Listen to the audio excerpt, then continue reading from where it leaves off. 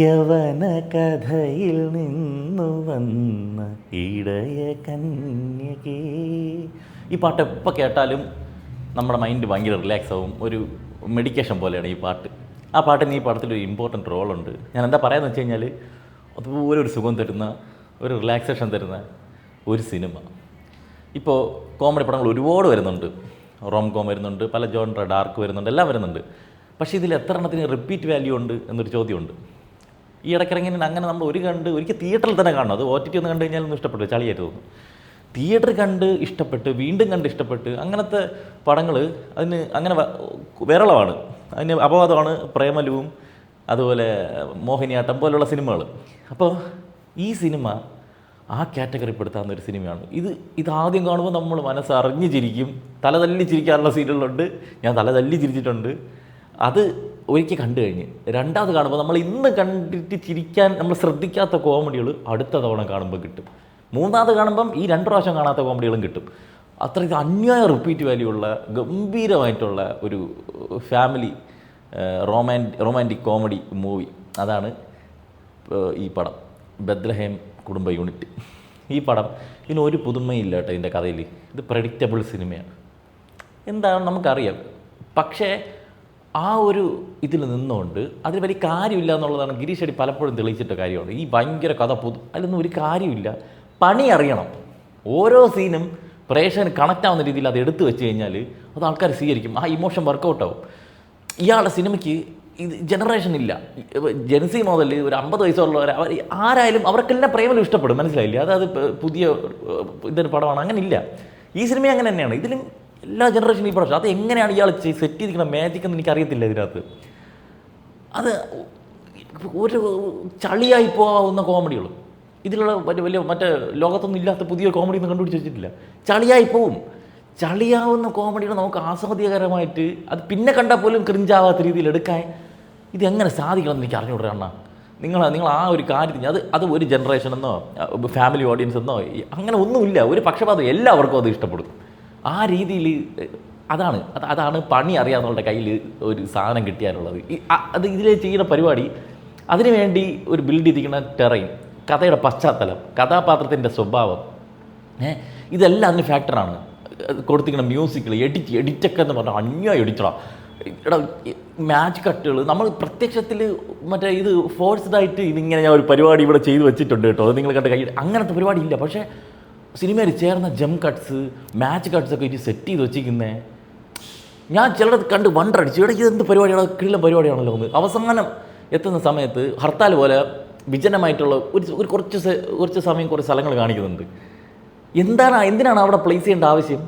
അവിടുത്തെ ആ ശൂന്യത നമുക്കവിടെ ഫീൽ ചെയ്യണം. അത് ഞാൻ ശൂന്യതയാണേ കാണിക്കാൻ പോകുന്നത് എന്ന് പറഞ്ഞ് കാണിക്കുന്നില്ല, നമുക്ക് അത് ഫീൽ കിട്ടും. അവിടെയാണ് ഇമോഷൻ വർക്കൗട്ടാണ്. എല്ലാ ജനറേഷനിലും സ്നേഹം, ഇമോഷൻ എല്ലാം സെയിം തന്നെയാണ്. അവരുടെ ലാംഗ്വേജസ് മാറുന്നു എന്നുള്ളതേ ഉള്ളൂ. അവിടെ കയറി പിടിക്കാൻ കഴിഞ്ഞാൽ ആ സിനിമ അത്രത്തോളം പ്രിയപ്പെട്ടതാവും. ഈ സിനിമയിൽ ഒരു പോയിന്റിൽ പോലും എനിക്ക് സ്ക്രീനിൽ നിന്ന് കണ്ടെടുക്കാൻ പറ്റിയിട്ടില്ല. നിങ്ങൾക്ക് പ്രേമലു കണ്ട സമയത്ത് എന്താണ് നിങ്ങൾക്ക് ഫീൽ ചെയ്തത്? ആ ഫീല് ഈ സിനിമയിൽ കിട്ടും. എന്നുകൊണ്ട് രണ്ടിൻ്റെ കഥ ഒന്നല്ല, രണ്ടിനും പ്രണയം ഉണ്ടെന്നുള്ളതേ ഉള്ളൂ. പക്ഷേ അതേ ഫീല് അവസാനത്തും, അതേ ഇമോഷൻ, അതേ ചിരികൾ, അതേപോലത്തെ അത്രയും റിപ്പീറ്റ് വാല്യൂ ഉള്ള ഒരു സിനിമ അത് തന്നെയാണ് ഈ പടം. നിവിൻ പോളി ഇവിടെ ചിലർക്ക് വയസ്സാകുമ്പോഴേക്കും കൊച്ചിലെ കാണിച്ചുകൊണ്ടിരിക്കുന്ന കാര്യങ്ങളൊക്കെ വീണ്ടും കൊച്ചിലെ നമ്മൾ ഇഷ്ടപ്പെട്ട മാനറിസം പരിപാടികളൊക്കെ പിന്നെ ക്രിഞ്ചായിട്ട് തോന്നും. കുറച്ച് ഏജ്ഡ് ആയി കഴിഞ്ഞാൽ ഈ പ്രശ്നമാണ്. ഇയാൾക്ക് അങ്ങനെ ഇല്ല. പഴയ നിവിൻ പോളി, പഴയ ആ നാണം, ആ ഒരു ബ്ലഷ്, ഇതൊക്കെ ഇല്ലേ നിവിൻ പോളി ചെയ്ത് വെച്ചിരിക്കുന്നത്. നിവിൻ പോളിക്ക് അല്ലാതെ ഇത് എനിക്ക് തോന്നുന്നില്ല വേറെ ആർക്കും ഇവിടെ മലയാളത്തിൽ ചെയ്യാൻ പറ്റുമെന്ന്. ഇപ്പോൾ ആ രീതിയിൽ കരിസ്മാറ്റിക് ആയിട്ടുള്ള ക്യൂട്ടായിട്ടുള്ള ഇവർ തമ്മിൽ ഭയങ്കര വ്യത്യാസമുണ്ട്. മമിത ബൈജു, ഇപ്പോൾ മമിത ബൈജു പ്രായത്തിൽ മുതിർന്ന ആൾക്കാരെ പ്രേമിച്ചുകൊണ്ട് നടക്കുന്ന ഒരു കാലഘട്ടത്തിലൂടെ കടന്നു പോകണം പുള്ളിക്കാരുടെ കഥാപാത്രങ്ങൾ. ഇതിൽ നീം പോളി. പക്ഷേ അത് അവളെ കുറ്റം പറയാൻ പറ്റില്ല. ഈ കഥാപാത്രത്തിന് ആർക്കായാലും ഇഷ്ടപ്പെട്ടു പോകും, നമുക്കും ഇഷ്ടപ്പെട്ടു പോകും. അങ്ങനെയാണ് അയാളത് ആ ക്യാരക്ടർ എഴുതി വെച്ചിരിക്കുന്നതും അയാളത് പെർഫോം ചെയ്ത് വെച്ചിരിക്കുന്നതും ഭയങ്കര രസമുള്ള പരിപാടിയാണ്. ഈ സിനിമയിൽ അനിഷ്ടത്തോടെ, അതായത് ഇവളുടെ ഒരു കുടുംബമുണ്ട്, ടോക്സിക് കുടുംബമാണ്. പ്രത്യക്ഷത്തിൽ അടിക്കുന്നില്ല, വേണം വയ്ക്കുന്നില്ല. പക്ഷേ ഇമോഷണൽ ബ്ലാക്ക് മെയിലിങ്, പിള്ളേരുടെ ഒരു ഇഷ്ടത്തിന് പരിഗണന കൊടുക്കാതെ. ഇപ്പം ഞാനും പലപ്പോഴും ചെയ്തിട്ടുണ്ട്, നമ്മളിവിടെ പോയാലും നമ്മളെ കുഞ്ഞുങ്ങൾ നമ്മളെ കൂടെ വരും. അവരെവിടെയൊന്നും ചോദിക്കാറ് പോലുമില്ല. നീ പാർക്കിൽ പോയി ഇത്ര നേരം കളിച്ചാൽ പറഞ്ഞാൽ അവരത് കളിക്കും. അത് കുറച്ച് വളർന്നു കഴിഞ്ഞാലും ഇതേ രീതിയിൽ ഫോളോ ചെയ്ത് പോണ ഫാമിലീസ് ഉണ്ടെങ്കിൽ അത് ദുരന്തമായിരിക്കും. അവർക്ക് ഒരു ഫ്രീഡവും കൊടുക്കാതെ വളർത്തി വരുന്ന ഇവർക്കൊരു ഇമോഷനുണ്ട്, ഇവർക്കൊരു മനസ്സുണ്ടെന്ന് ചിന്തിക്കാത്തൊരു ഫാമിലി. ആ ഫാമിലി അവിടെ നിന്ന് പറിച്ച് വേറൊരിടത്തേക്ക് കൊണ്ട് നടക്കുകയാണ്. അവിടെ ചെന്നപ്പം അവിടെ ആൾക്കാർ മൊത്തം ഒരേ വൈബ്. കുറേ എണ്ണം ക്രിഞ്ചന്മാരാണ്. ഈ ക്രിഞ്ചന്മാരെന്ന് പറഞ്ഞു കഴിഞ്ഞാൽ അവർ സിനിമയിൽ അഭിനയിച്ച് ക്രിഞ്ചായതല്ല, ക്യാരക്ടേഴ്സ് അങ്ങനെയാണ്. കുറേ ഒരു അരപ്പേരി ലൂസ്, ഭയങ്കര വൈബാണ് അവർ. അതായത് ഇതെന്ന് പറഞ്ഞാൽ സിറ്റിയാണോ ഗ്രാമമാണോ കുഗ്രാമം അങ്ങനെയല്ല, ഇതിൻ്റെ ഇടയ്ക്ക് നിൽക്കുന്ന ഒരു സ്ഥലമാണ്. പക്ഷേ ഇവിടുത്തെ ആൾക്കാരെല്ലാം ഒരു ഏകദേശം ഒരു കുടുംബക്കാരും അങ്ങനത്തെ ഒരു സെറ്റപ്പാണ്. ഇവർക്ക് എല്ലാവർക്കും പരസ്പരം അറിയാം, പരസ്പരം ഊക്ക്.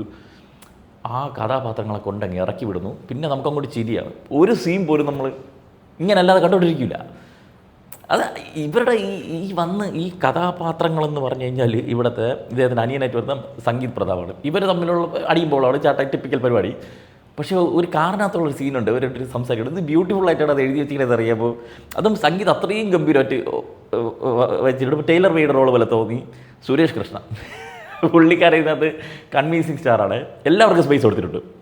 ത്രൂ ഔട്ടല്ലേ ഇവരാരും കൺവീൻസിങ് സ്റ്റാറാണ്. പക്ഷേ കൺവീൻസ് സ്റ്റാറിനായിട്ട് ഞാൻ ഇയാളെ കാണിക്കാൻ പോവുകയാണ് എന്ന് നമുക്ക് ഫോഴ്സിലായിട്ട് വരത്തില്ല. പക്ഷേ ഇയാളെ കൺവീൻസിങ് ചെയ്യുന്നുണ്ട്, നൈസായിട്ട് ചെയ്യുന്നുണ്ട്. അതൊരു കഥാപാത്രം പറയുമ്പോഴാണ് നമ്മൾ ശ്രദ്ധിക്കുന്നത്, ശരിയാണല്ലോ അത് കൺവീൻസിങ് ആണല്ലോ എന്ന്. അത് അയാളുടേതായിട്ടുള്ള കോമഡികൾ, കൗണ്ടറുകൾ ഇഷ്ടം പോലെ. അടുത്ത് റോഷൻ ഷാനവാസ്. അയ്യോ, ഒരു സീൻ സെക്കൻഡ് ഹാഫിൽ കോളേജിൽ വെച്ചിട്ടുള്ള ഒരു തറയക്കണത് ചിരിച്ചിരി ഞാൻ താഴെ പോയി. എന്താ പെർഫോമൻസാണ് ഇത്. റോഷൻ ഏതെങ്കിലും സിനിമയിൽ നിങ്ങൾക്ക് ഉത്തരവാദിത്തോടെ ഏൽപ്പിക്കാം പുള്ളിക്കാരൻ നീറ്റായിട്ട് ചെയ്തിരും. പുള്ളിക്കാരൻ അത്രയും നാച്ചുറലായിട്ട് ചെയ്തിരും. കോമഡി റോളാണെങ്കിൽ ഒട്ടും ക്രിഞ്ചാവത്തില്ല. നിങ്ങൾ ധൈര്യമായിട്ട് പുള്ളിയെ അങ്ങ് ഏറ്റെടുത്തോ. അതുപോലെ ശ്യാമോഹൻ നാട്ടുകാരനല്ല, വേറൊരു ക്യാരക്ടറാണ്. ഇടയ്ക്കിടയ്ക്ക് വരത്തുള്ളൂ. പക്ഷേ ക്ലൈമാക്സിൽ അത് കുറച്ച് നേരം പുള്ളിക്കായിട്ട് മാറ്റി വെച്ചിട്ടുണ്ട്. അത് നിങ്ങൾ കണ്ടു അറിയാം. പിന്നെ പാർവതി അയ്യപ്പദാസ്, സൃന്ദയും നൈസായിരുന്നു കേട്ടോ. അത് വേറെ ക്രിഞ്ച് ക്യാരക്ടർ. മീനാക്ഷി രവീന്ദ്രൻ, ഇവർ ഒരു വൈബാണ്. ആ വൈബിലോട്ട് നമ്മളങ്ങ് ആവും. ശ്രീരഞ്ജിനി, വിനീത് വിശ്വം, ഇവരൊക്കെ ഉണ്ട്. പിന്നെ ബിന്ദു പണിക്കർ കുറച്ചേ ഉള്ളൂ. ആ സീന് ഇമ്പാക്റ്റ് ഉണ്ടാക്കുന്ന ക്യാരക്ടറാണ്. നന്നായിട്ട് ബിന്ദു പണിക്കർ ചെയ്തിട്ടുണ്ട്. വെട്ടുകിളി പ്രശാന്ത്, അത് വേറെ. ഇവർക്ക് ഓരോരുത്തർക്കും ഓരോ ഡെഫിനിഷൻ തന്നെ സിനിമയിലുണ്ട്. അത് കിട്ടും നമുക്ക്. പിന്നെ തങ്കം മോഹൻ, മഞ്ജുശ്രീ, ജയശങ്കർ കരിമുട്ടം, അത് ഇവളെ അച്ഛനായിട്ട് വരുന്നത്. പിന്നെ അഭിറാം എന്നൊരു ഒരു പയ്യനുണ്ട്. അവൻ ഭയങ്കര രസമാണ്. അവൻ്റെ പേരാണെന്ന് തോന്നുന്നു അഭിറാം. നമ്മൾ മറ്റേ അഭിറാമല്ല ഇതിനകത്തുള്ളത്. അപ്പം അവൻ തന്നെ അവനാണ് സാധ്യത. അവ അടിപൊളിയായിരുന്നു. സനത് ശിവരാജ്, ഇവരൊക്കെയാണ് പിന്നെ അഭിനയിച്ചിരിക്കുന്നത്. അപ്പം ഇവിടെ എത്തുമ്പോഴേ നിവിൻ പോളി അവിടുത്തെ വോളിനോള ആ സ്ഥലത്തെ എല്ലാവർക്കും ഇഷ്ടപ്പെടുന്ന എന്നാൽ കല്യാണത്തിന് താല്പര്യമില്ലാതെ നിൽക്കുന്ന ഒരു ആൾ. പുള്ളിക്ക് ടൈലർ മെയ്ഡ്.